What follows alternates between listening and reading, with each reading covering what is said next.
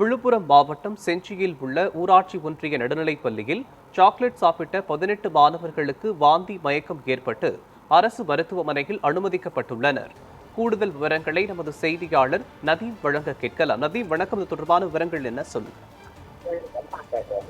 வணக்கம் மோகன். விழுப்புரம் மாவட்டம் செஞ்சியில் உள்ள ஊராட்சி ஒன்றிய நடுநிலைப் பள்ளியில் பாத்தீங்கன்னா சுமார் 34 மாணவர்கள் படித்து வருகின்றனர்.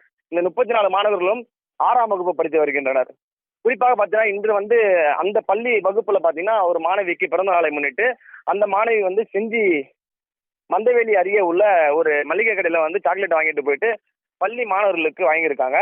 அந்த வகையில பள்ளி மாணவர்கள் அந்த சாக்லேட்டை சாப்பிட்டதுமே வாந்தி, மயக்கம், வயிற்று வலி என்று தலை சுற்றல் உள்ளிட்டவை ஏற்பட்டுள்ளது.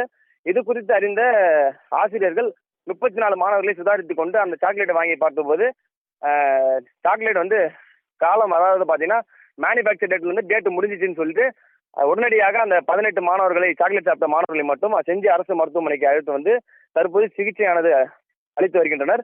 குறிப்பாக மாணவர்களுக்கு வழங்கப்பட்ட அந்த சாக்லேட்டில் ஆனதால் தான் இந்த பிரச்சனை என்று மருத்துவர்களும் தெரிவித்து வருகின்றனர்.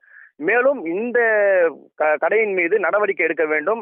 மேலும் செஞ்சி சுற்று வட்டார பகுதிகளில் உணவு பாதுகாப்புத்துறை அதிகாரிகள் நடவடிக்கை மேற்கொள்ள வேண்டும் என்று சமூக ஆர்வலர்கள் முக்கிய கோரிக்கை வச்சிருக்காங்க.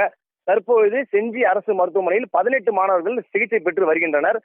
தற்போது அந்தந்த பள்ளியினுடைய ஆசிரியர்கள் அந்த மாணவர்களை பார்த்து வருகின்றனர். மோகன், விவரங்களுக்கு நன்றி நதீம்.